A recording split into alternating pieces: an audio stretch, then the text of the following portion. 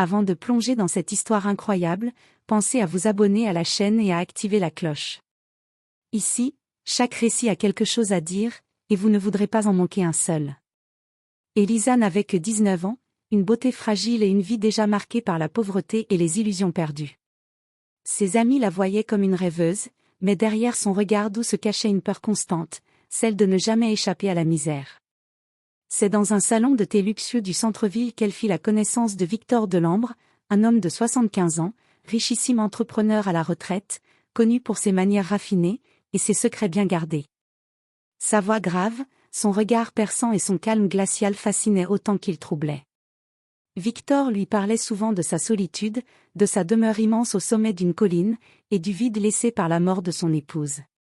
Peu à peu, il sut toucher la corde sensible d'Elisa. Il lui promit un avenir, un confort, une vie de luxe qu'elle n'aurait jamais pu imaginer. Et surtout, un héritage colossal, s'il venait à disparaître. Au début, elle se persuada que tout cela n'était qu'un arrangement. Qu'elle pouvait supporter son âge, ses manies, ses silences inquiétants, en échange d'une stabilité. Mais dès qu'elle mit le pied dans le manoir Delambre, l'atmosphère changea. Les couloirs semblaient pleurer, les portraits la suivaient du regard, et chaque nuit, elle entendait des murmures à travers les murs.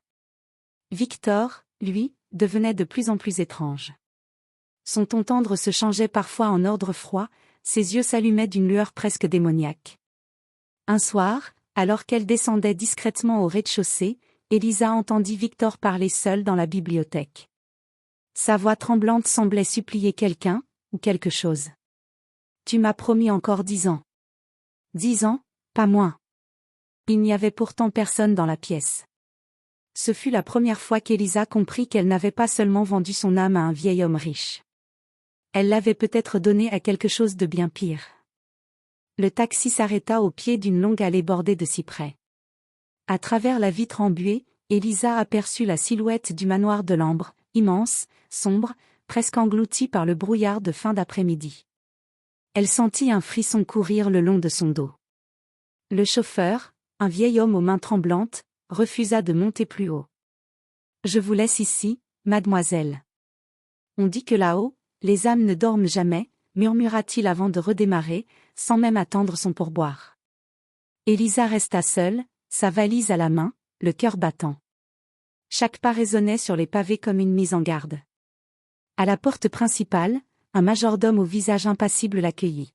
« Mademoiselle Elisa ? Monsieur Delambre vous attend dans le grand salon. » Dès qu'elle franchit le seuil, l'air devint plus lourd. Les murs semblaient suinter l'humidité et les tableaux qui ornaient le couloir donnaient l'impression de l'observer. Des visages de femmes pâles, toutes jeunes, tout étrangement semblables. Victor Delambre apparut enfin. Costume noir, canne sculptée, regard d'acier. « Te voilà, ma chère Elisa. Bienvenue chez toi. » Sa voix grave fit vibrer l'air. Il prit sa main, la serra un peu trop fort. Elle sentit le froid de sa peau contre la sienne. Le dîner fut silencieux, presque cérémonial. Victor parlait peu, mais quand il le faisait, chaque mot semblait choisi avec soin. Il évoqua son enfance dans cette maison, la mort mystérieuse de sa femme, et l'héritage qu'il voulait laisser à Elisa. « Je veux que tu sois en sécurité ici. Tu seras bientôt la maîtresse de ce domaine. » Ces mots auraient dû la rassurer. Pourtant, quelque chose clochait. Dans les reflets des chandelles, elle crut voir l'ombre de Victor se mouvoir alors qu'il restait parfaitement immobile. Après le repas, le majordome la guida vers sa chambre, au 2e étage. La pièce était somptueuse, mais glaciale. Sur le mur, un grand portrait attira immédiatement son regard, celui d'une jeune femme vêtue d'une robe ancienne, le même visage qu'Elisa. La ressemblance était troublante, presque parfaite. En bas du tableau, une plaque en cuivre portait une inscription. Élise Delambre, 1892 à 1911. Elisa sentit son souffle se couper. « C'est impossible, » murmura-t-elle. Cette nuit-là, impossible de dormir. Le vent hurlait à travers les vitres, et vers minuit, un léger grincement se fit entendre, celui d'une porte qu'on ouvre lentement. Puis, une voix basse, à peine perceptible, s'éleva du couloir. « Élise, tu es revenue. » Elisa se leva d'un bond, glacée de peur. La poignée de la porte tourna doucement, sans qu'elle n'ose bouger. Et dans l'entrebâillement, une silhouette mince apparut. Ce n'était pas Victor. C'était une femme en robe blanche, le visage à moitié effacé par l'ombre, et pourtant, c'était son propre visage. Elisa resta figée, le souffle coupé. La silhouette dans l'entrebâillement semblait flotter plus qu'elle ne marchait. Une robe blanche aux bordures usées, un teint cireux, et ce visage, son propre visage, pâle, vidé de vie. Un souffle glacé envahit la pièce. Le chandelier sur la table trembla, et la flamme vacilla. « Élise, pourquoi es-tu revenue ?» La voix résonna, douce mais brisée, comme un écho venu d'un autre temps. Élisa voulut parler, mais aucun son ne sortit. Quand elle cligna des yeux, la silhouette avait disparu. Seule la porte, lentement, se referma d'elle-même dans un grincement interminable. Au matin, elle pensa d'abord avoir rêvé. Mais sur le plancher, juste devant la porte, une empreinte humide de pas nu prouvait le contraire. Au petit déjeuner, Victor était déjà assis, immobile, son café à la main.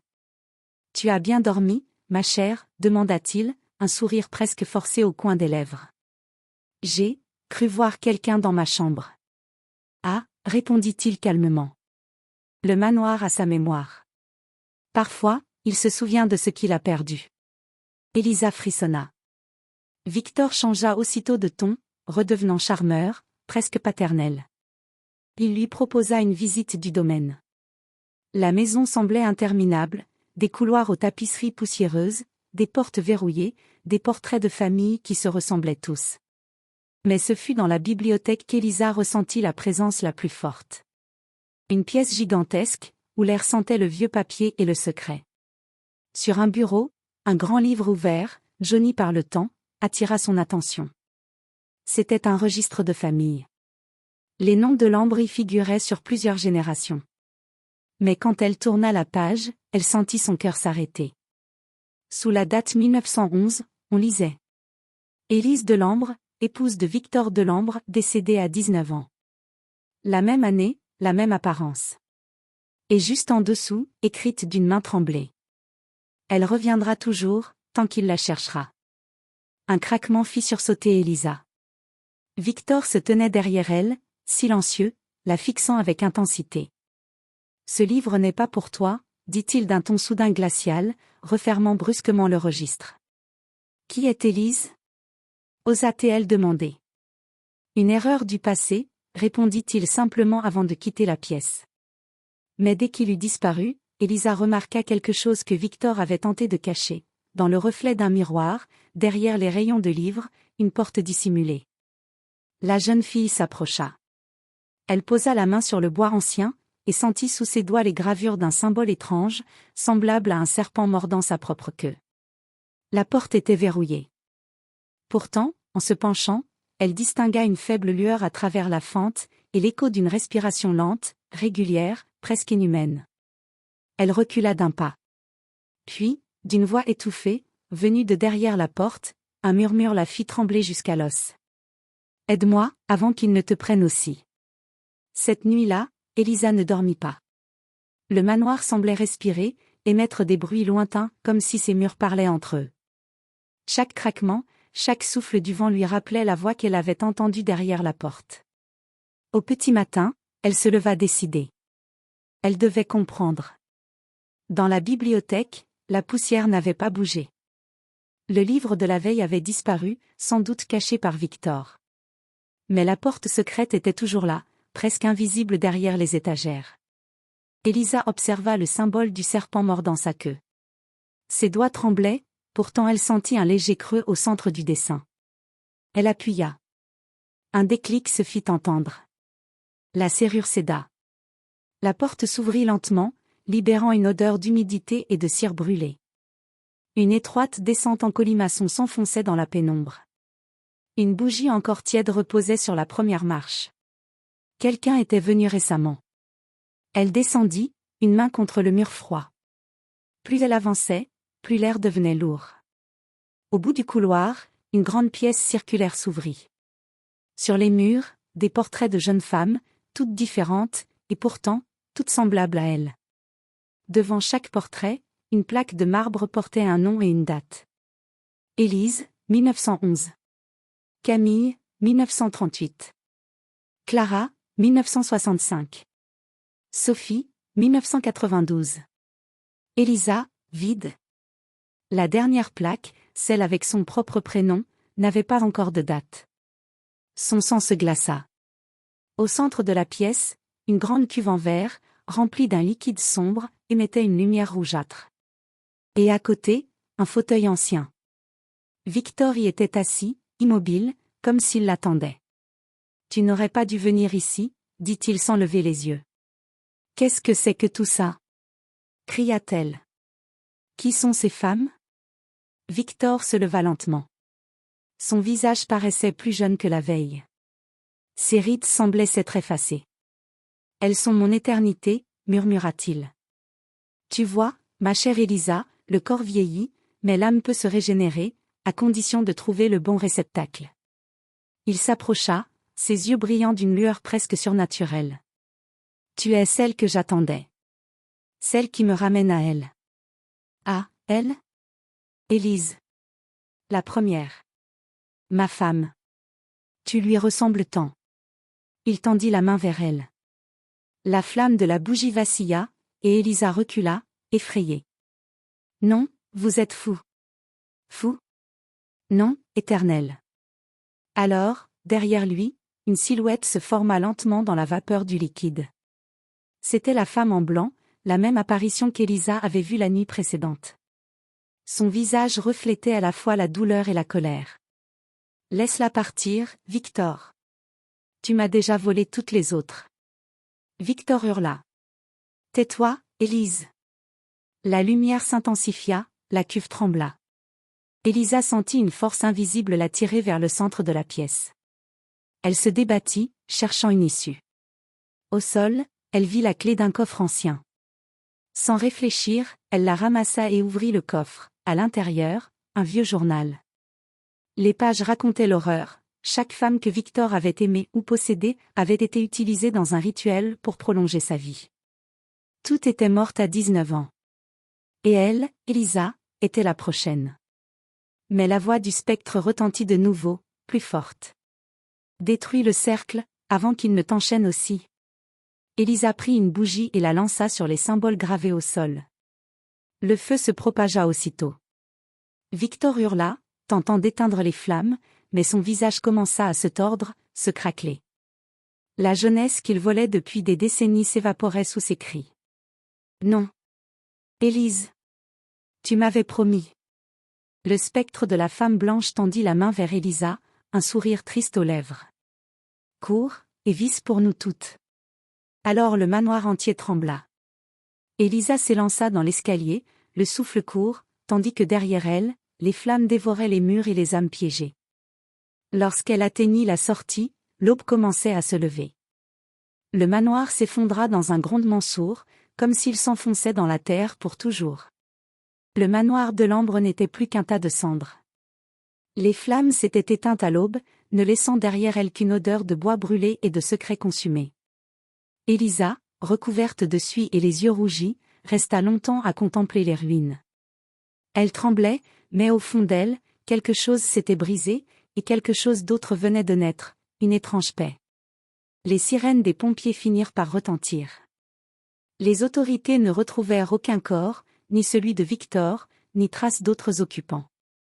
Officiellement, l'incendie fut attribué à un court-circuit. Elisa, elle, garda le silence.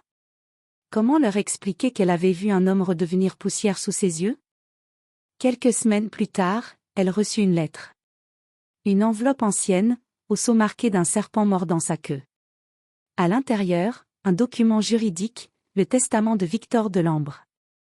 À ma chère Elisa, tu as brisé le cercle, et c'est ainsi que je suis enfin libre. Ce manoir, ma fortune et mon nom t'appartiennent désormais. Mais souviens-toi, certaines promesses survivent au-delà de la mort. Signé, Victor de l'Ambre. Elisa sentit un frisson la parcourir. Comment avait-il pu prévoir cela? Était-ce une ultime manipulation, ou une façon de lui offrir ce qu'il n'avait jamais su donner, la liberté? Elle refusa d'abord l'héritage, puis finit par accepter. L'argent fut versé sur un compte, et avec lui, une partie de la terre où se trouvait jadis le manoir. Là, elle fit construire un petit refuge pour jeunes femmes victimes d'abus et de dépendance. Elle l'appela la maison Élise, en mémoire de celle qui l'avait sauvée. Mais certaines nuits, quand le vent soufflait fort, Élisa entendait encore ce murmure, venu de nulle part. Merci. Et parfois, dans le reflet d'une vitre ou d'un miroir, elle apercevait une silhouette vêtue de blanc, qui lui souriait doucement avant de disparaître. 1 an plus tard, un notaire la contacta de nouveau. En rangeant d'anciens documents, il avait découvert un carnet au nom de Victor Delambre, daté de 1910. À la dernière page, il y avait une phrase unique, écrite d'une main tremblante. Si un jour elle revient sous un autre visage, je saurai enfin réparer ce que j'ai brisé. Élisa referma le carnet, le cœur lourd. Peut-être que Victor n'avait jamais voulu la tuer. Peut-être qu'il voulait simplement la retrouver, encore et encore, pour expier une faute trop ancienne pour être pardonnée. Elle leva les yeux vers le ciel. Le vent caressa son visage comme une promesse. Cette fois, elle était libre. Et le cercle, enfin, était rompu.